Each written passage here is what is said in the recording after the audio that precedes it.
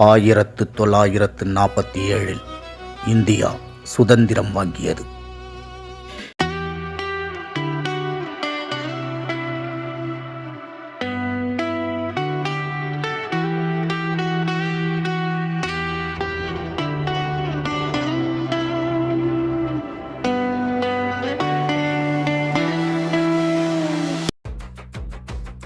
India சுதந்திரம் வாங்கினாலும் சிலர் ஆளுமையால் அடிமையாகத்தான் இருக்கிறது. அந்த ஆளுமை மக்களிடம் வன்முறையை தூண்டுகிறது. அந்த ஆளுமை சாதி பார்ப்பதில் பேர் போனது. அவர்கள் எங்களை அடிமையாக நடத்துவதில் அவர்களுக்கு தனி சுகம். மக்களின் நிம்மதியை கெடுப்பதற்காகவே ஒரு கூட்டம் உழைத்துக் கொண்டிருக்கிறது.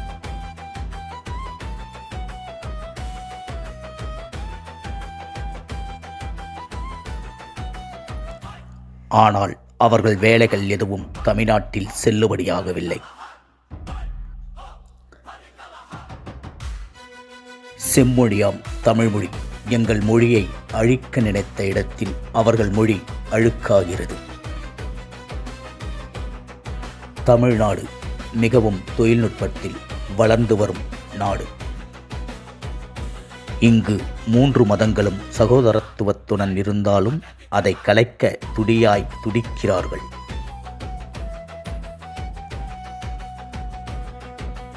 எங்கள் உணர்வுகளை பாட்டாய் பாடினால் எங்களை பார்த்து பயப்படுகிறார்கள்.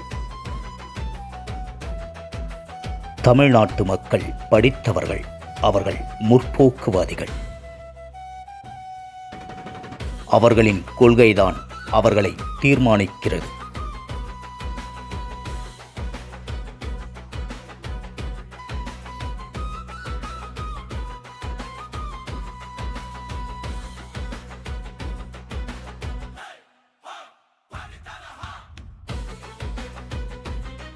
அவர்கள் படிக்கும் சித்தாந்தம்தான் அவர்கள் வாழ்க்கையை வளரச் செய்கிறது.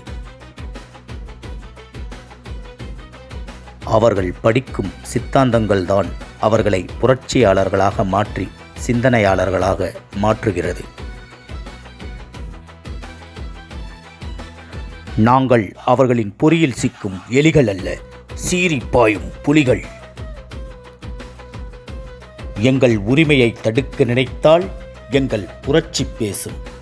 தமிழ்நாடு தமிழருக்கே. எங்களை அடக்க நினைத்தால் எங்கள் புரட்சி பேசும்.